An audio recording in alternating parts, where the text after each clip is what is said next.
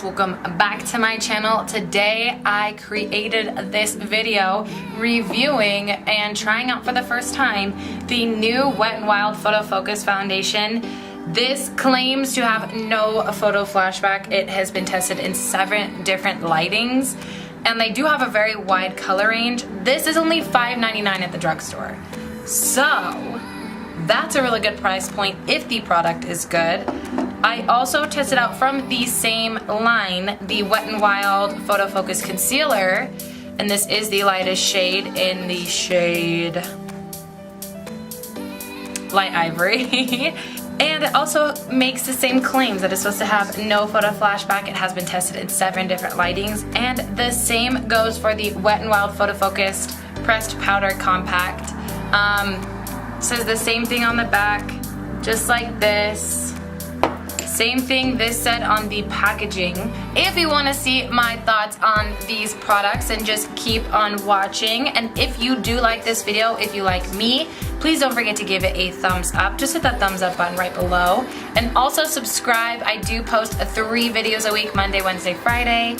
And you guys don't want to miss them, right? So just go ahead and subscribe. Anyways, if you want to see how I feel about these products, keep on watching. Okay, so they didn't really have my shade.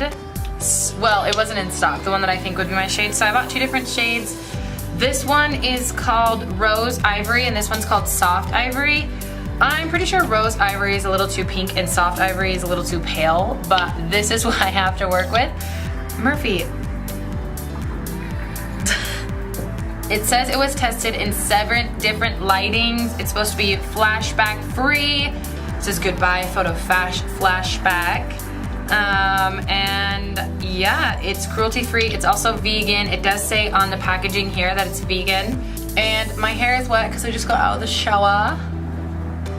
But I've heard this is really quick drying. So like to work in sections and to not just like dot it all over your face, because it gets hard to blend, but we shall see when I put it on. I'm gonna go in with the Too Faced Hangover RX because I have heard that this foundation is a matte foundation, so I wanna add some hydration.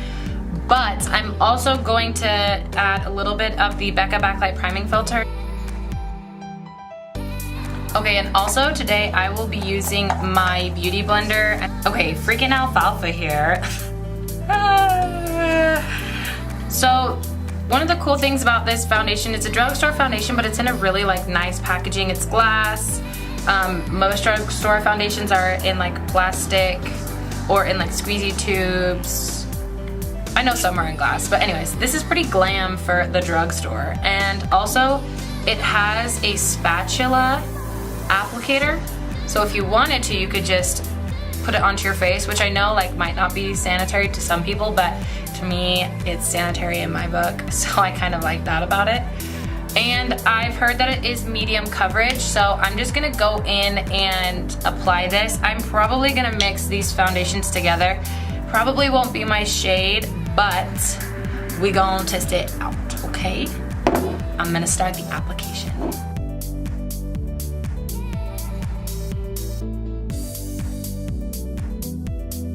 So right now it's actually pretty light. I would say light coverage, so I'm just gonna add a little bit more. I don't think I put on a lot to begin with, so let's go ahead and add a little bit more. And I'm just gonna use the one shade because I don't care. Now for the other side. So this did blend out pretty well. I will say it kind of makes me look really ghost-like, but what's new with my skin tone? Anyways, it is a matte foundation, which I don't ever reach for, but maybe in the summertime I would reach for this. But it does look like nice. Like it looks very well blended on my face. It's doing a medium coverage. I think you could build this up because I kind of did 2 layers and it did build up quite well. So you could probably build it up to be a little bit more full coverage. It is pretty good so far. So let's move on to testing out the concealer. So this is the concealer right here. I got it in the lightest shade, which is called Light Ivory. This is definitely not light enough for me, especially to There's a hair on my face. Let me get that, 1 second. Anyways, this is definitely not light enough. It's still there. I think I got it. I think I got it. Anyways, this might cover my dark circles. Wet n Wild, if you somehow see this, please come out with more shades. But anyways, I'm gonna go in and conceal my breakout and also conceal my dark circle under eyes. And I will jump back in after it's been blended. This also says on the packaging that it's vegan, so that's cool. I'm not sure if the whole line is, but I know that the foundation and the concealer are. I would say that this is like light to medium coverage, definitely not full coverage, definitely not like my Shape Tape concealer, because that is a full coverage, babe, and that really covers up my dark circles. But it's not bad. Again, it's kind of matte. It's definitely not super dewy, which I have a really dry under eyes, so that is not the best for me. However, it did its job, and if you have oily skin, I think that would be a good option for you. If you have oily under eyes, that would be a good option for you. And also if you don't have super dark under eyes, because if you have super dark under eyes, it's just not gonna do the best at covering them up. But you could layer concealers, because this is not a bad concealer. It's just light to medium coverage and a little bit too matte for me. But anyways, let's go ahead and set my face using the powder. So this is the PhotoFocus powder that they came out with. It also claims to do the same thing as the foundation and the concealer, reduce photo flashback or no photo flashback. It's been tested in 7 different lightings. I did get the shade Warm Light. Anyways, I'm gonna go ahead and set my under eyes and then the rest of my face that I set, and I will let you guys know how I feel about it. Because this is a matte foundation, I'm not gonna set my whole face because you guys know I have dry skin. So I just set my under eyes, any other place I put concealer, and also my cheekbones, my cheeks, my nose, and all that, you know how it goes. This actually is not that bad. I definitely wouldn't use this every day, but this is something that I would use like when I come home from work, or like I'm halfway through my day and I feel like my face needs a little bit of a touch up. This would be perfect. So yeah, like I don't think there's anything wrong with it. I just don't see myself using it every day. I can tell you really quick, this foundation started to set into my smile line. It's pretty average that a foundation sets into my smile lines, but this was like in 2 seconds. So I'm gonna go in and try and blend those out and add some extra powder to eliminate that. And I'm gonna go ahead and do that right now. So I'm also gonna use another Wet n Wild product I've never used before. This is the Wet n Wild Color Icon Bronzer SPF 15, because you need SPF. Ticket to Brazil. I've actually heard really good things about this. I've never used it before. It does have a slight sheen to it, which is perfect because that's what I prefer in a bronzer. But I'm gonna go ahead and warm up my face, and I will go ahead and do that right now. And I have used this once before, just once, and I actually really like it. It's a little bit chalkier, and there's a lot of like dust, like when you push your brush through it, a lot of kickback or whatever. But it's really good, and it's a really good shade. And this is the Wet n Wild Mega Glow Contouring Palette in this shade Dulce de Leche, and it's the lighter contour palette. So I'm just gonna use this just to slightly contour my cheeks. All right, and just a little bit of nose contour. Base is not too shabby, not too shabby. Okay, now I'm going to move on to the rest of my makeup.